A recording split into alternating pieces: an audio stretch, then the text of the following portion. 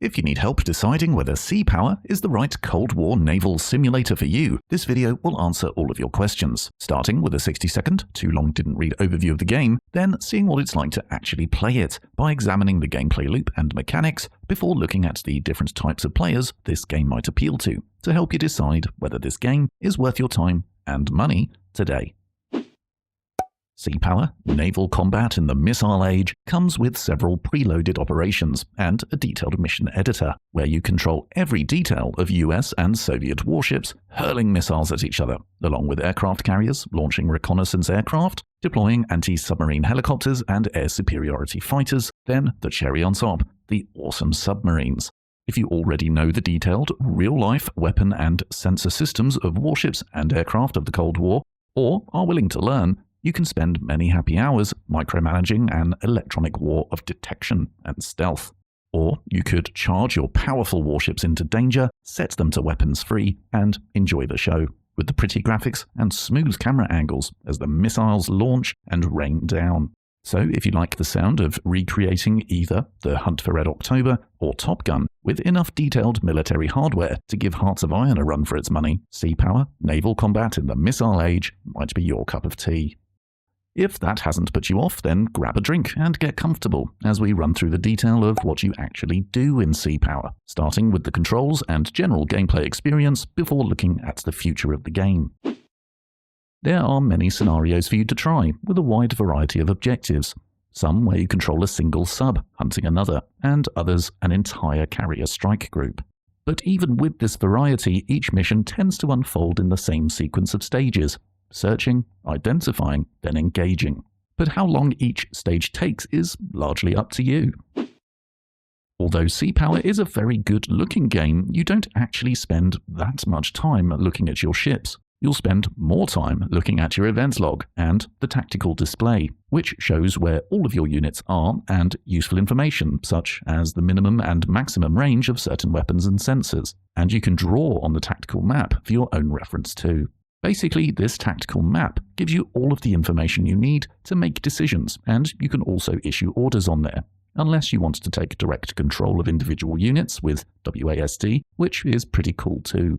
But the events log is still useful though, as it pings up a message whenever something interesting happens, whether it's a new ping on your radar or even a batch of incoming missiles, which is essential as you often see nothing for 15 minutes, then have 100 simultaneous pings all of a sudden. And the events log helps you keep track. Both the tactical map and events log can be whatever shape and size you like, or indeed full screen, providing great customization, and being able to fully zoom out and basically see the whole globe gives you a real sense of scale, as some engagements take place over hundreds of nautical miles. Armed with your tactical map and events log, most scenarios start as a game of cat and mouse, where you want to detect your enemy and identify exactly which assets they have, while attempting to remain concealed yourself, in order to launch a decisive surprise attack. Each unit of yours has different equipment, whether it's weapons, sensors, or defensive countermeasures. Some ships simply have more powerful radar than others, for example, with a great range and operating over a broader set of frequencies. Sometimes you just have to make do with what you've got, with air, surface, and sonar working together across multiple units to detect the enemy as soon as possible. But simply detecting them is not enough. You might get a mysterious ping at the edge of your sensor range, and you will see a log that gives you a ton of detail about the ping's altitude, speed, size, and a list of potential matches of enemy units that it could be. But is it an enemy aircraft or a civilian passenger airliner? Do you shoot first and ask questions later, or wait and see, running the risk of losing the element of surprise? Detecting submarines in particular is a huge undertaking, where helicopters might drop sonobuoys around your strike group, while frigates deploy towed sonar at varying depths, and you might have subs of your own patrolling silently beneath the waves, while you wait nervously to see if you get a ping on them first, and whether that ping is actually an incoming torpedo that's already been launched, because they detected you first. Ultimately, the closer your units get and the more sensors you have turned on, the more likely you are to find out exactly what it is. Then you can look through the detailed unit reference encyclopedia to see what you're up against, right down to the individual guns and missiles this thing has, and most importantly, their range. A patient commander might hold off until you get more information, sending out a helicopter to perform some recon ahead of your task group. Or you might just hear, "Vampire! Vampire!" Then even a patient commander is going to want to launch a missile of their own pretty quickly. This game of detection and identification is a major component of Sea Power, if you want it to be. And it's genuinely stressful and tense, especially with the well-suited soundtrack in the background. You also have to take into account the fact that while your radar or sonar is blaring out into the air and sea in an attempt to detect the enemy, your own radar and sonar is effectively broadcasting your location. So do you turn your own radar off to make yourself harder to detect? Or do you go full steam ahead with all sensors pinging like crazy? Or try to find a clever compromise of the two, even using electronic countermeasures to try and blind your opponent? All of this is before you've even fired a shot, and it can take a significant amount of time if you don't want to just charge in there. But either way, the game can be sped up to 100 times if you want to take the careful approach, but equally just wants to just get on with it.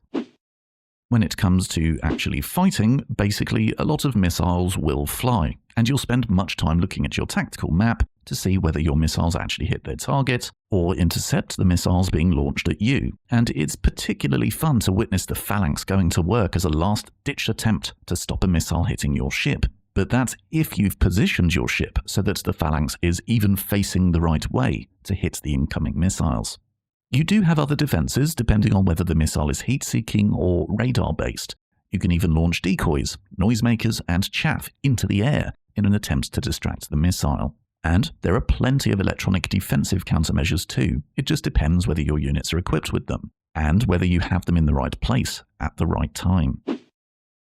To be honest, I found the level of detail absolutely mind-boggling. I've learned so much about this kind of warfare, mostly by reading the reviews and comments from those playing the game that actually served in the Navy and are often using tactics they genuinely used at the time, albeit I'm sure the game is less complex. I now know that when it comes to hunting for submarines using sonar, or hiding from sonar as a submarine, that there is an underwater layer that you can be above or below that makes it more difficult to detect an object on the other side of that layer. Something to do with fish reflecting the sonar, I think. Yeah, I don't really know, but I'm learning, sort of. It's interesting, is what I'm trying to say.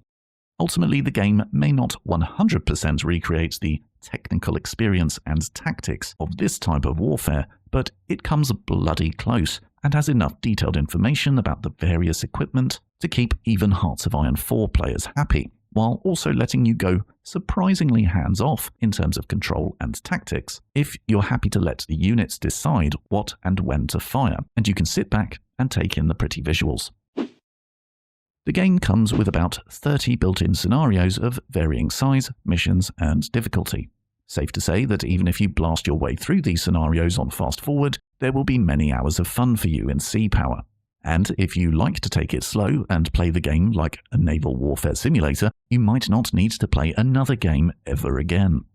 But the pre-built scenarios are only half of the story in Sea Power, because the mission editor has already led to an absolute ton of mods that give you access to community-built scenarios, most of which simulate real-life scenarios of the Cold War, or what-if scenarios. And the mods don't stop there, as there are also a ton that make the game even more realistic, with more realistic damage, more realistic loadouts for your equipment, missile behaviors, and a whole bunch of stuff that, quite frankly, I don't understand, because we're talking about people who have actually been in the Navy here. Even though there are many scenarios and an ever-increasing lump of community-made content, ultimately Sea Power is in early access, and in some ways, you can tell. It's a bit buggy here and there, and ultimately is quite expensive for what is currently available, if you were to purchase at full price. But with that said, it is worth looking to the future, and in the roadmap the developers have committed to a dynamic campaign at some point in 2025. Apparently Q2, but let's assume that might slip to Q3 or Q4. A dynamic campaign will be quite literally a game changer for Sea Power. Personally, I'm not a big fan of this kind of game, but I'm genuinely excited to see what they come up with for the dynamic campaign, and think it's a very exciting prospect for those who are perhaps not quite ready to buy, but could consider wishlisting the game while the bugs are squished and the dynamic campaign is released next year.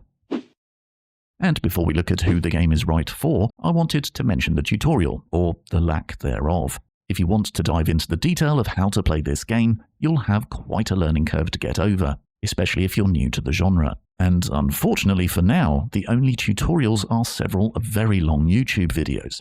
I mean, really long. The first 5 basic tutorial videos are between 20 and 30 minutes long each. I watched all of them, sped up of course, and they were incredibly useful, but don't say I didn't warn you. The tutorials are hard going if you're new to this sort of game. But the roadmap does mention tutorials, so that might be another reason for you to wishlist the game rather than purchase it right away. Then finally, for the removal of any doubt, this is a single-player game only. I'm not aware of any possibility to play with friends or against others online, now or planned in the future.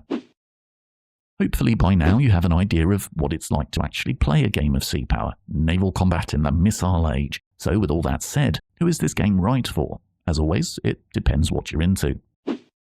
If you are already a fan of this genre, then Sea Power is a pretty obvious purchase for you. The game still needs to be fleshed out in terms of content and squishing bugs, but safe to say, genre veterans are happy with the game so far, though you might want to leave it until the next sale to get a better deal, but also for the game to improve further. Most of the very positive reviews I've read are from players who were actually in the Navy, and are enjoying being able to employ actual tactics they used back in the day. 9 out of 10 reviews by ex-Navy personnel are extremely positive, so I think that tells you all you need to know. If you enjoy the Cold War setting, for example you love Wargame Red Dragon or Warno, then provided you like the idea of naval warfare, because that's obviously what this game focuses on, then it's an easy win for you. My only reservation for you guys is that the game is quite pricey if you only quite like the setting, and don't mind naval combat. If that's you, then you might want to wait for a sale. If you're a total noob to the genre, but quite like the look of the game, then storming into a scenario weapons-free and just sitting back and watching the action unfold in gorgeous detail is genuinely satisfying and a perfectly legitimate way to enjoy the game. Again, my only reservation for you guys is the price tag, as the best way to get value out of this game is to take your time in the detection and identification side of the scenarios. If you have any further questions, please feel free to ask, or if you already own the game and have some additional information you'd like to add, please let us all know in the comments below. If you found the video useful, please leave a like for the algorithm gods, and if you enjoy this style of review, consider subscribing for more content. And I'll catch you in the next one. See ya.